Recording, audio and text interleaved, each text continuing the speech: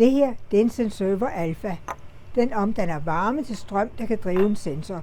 Da sensoren derfor ikke skal bruge batterier, kan man placere den dybt inde i en maskine, hvorfra den trådløst kan sende data ud til en computer.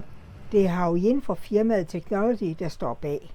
Den kan konvertere spildvarme ind til information om maskinen og proces. Det muliggør, at nu kan vi installere sensorer i alle de besværlige steder, man ikke har adgang til, men man gerne vil installere sensorer.